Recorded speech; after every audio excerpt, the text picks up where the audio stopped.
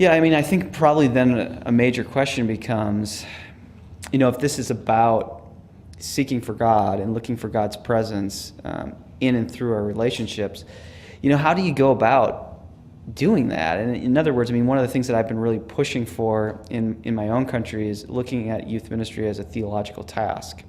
And I know I'm partly in saying that you're thinking, where's the pause button and on my player right now? Like I don't want to get into that boring stuff, but I actually don't think it's boring. I actually think it's really mobilizing for our ministries in many ways. And we've talked about that already a little bit in these videos, but I really do think the core of what ministry is about, and if it's about anything significant other than just religious socialization, which I think is the death of youth ministry in many ways.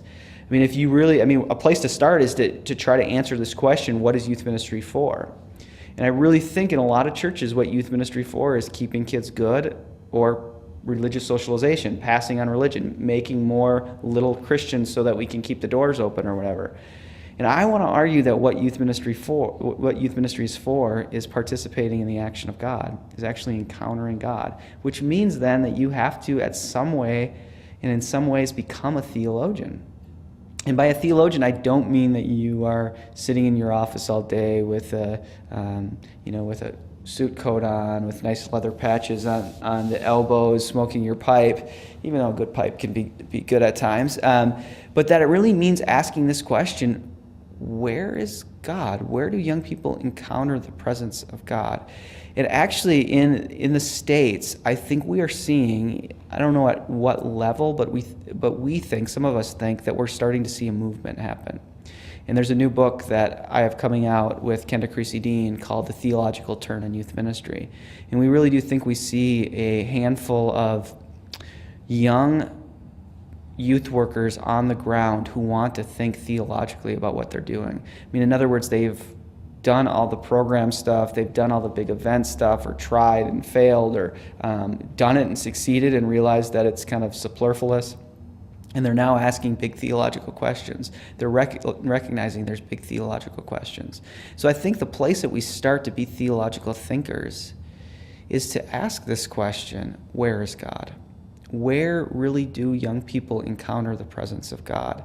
And there are a lot of different ways of conceiving that. And actually in this book that's coming out, The Theological Turn in Youth Ministry, in the last chapter of the book, it's actually an epilogue. I've written a little methodological piece that tries to explore basically this question of where is God, or another way of saying it is, where does human action and divine action come together? Which is what I think makes ministry so wonderful and worth really doing. Is it's this exciting wrestling and probing and examining, where does divine action and human action come together? So what I do in that chapter is look at 4 different youth ministry thinkers and how sometimes explicitly and sometimes implicitly they use certain philosophical or theological categories to think about where divine and human action comes together. And this is a little bit maybe more academic than you care for, but it's just to make that point that divine and human action, where they come together. So for an example,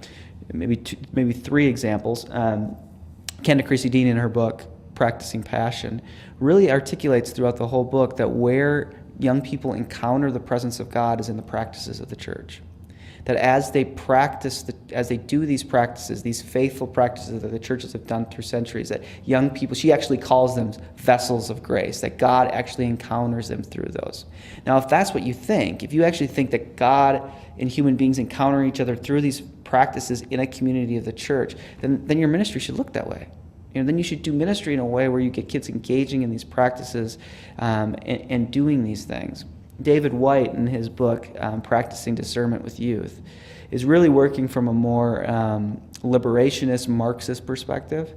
And he tends to see adolescents in America as an oppressed group, oppressed by consumerism. And so he really sees, as you kind of look through this book, he really sees that the place where divine and human action actually comes together is when we take liberative steps, when we do things to liberate young people and raise their consciousness to recognize their liberation, so they act in a way over and against their oppression. And so there for him is a place of divine and human action, really leaning on certain forms of liberation theology.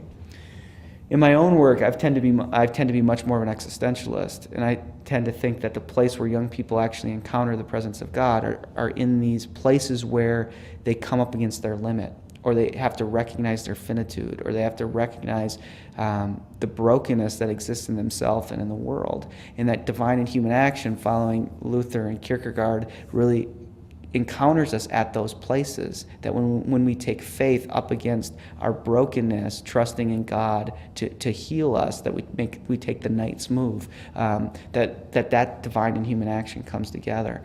So, this is maybe more convoluted than you hope for, but the way I think we start thinking theologically in youth ministry is to be willing to ask this big question.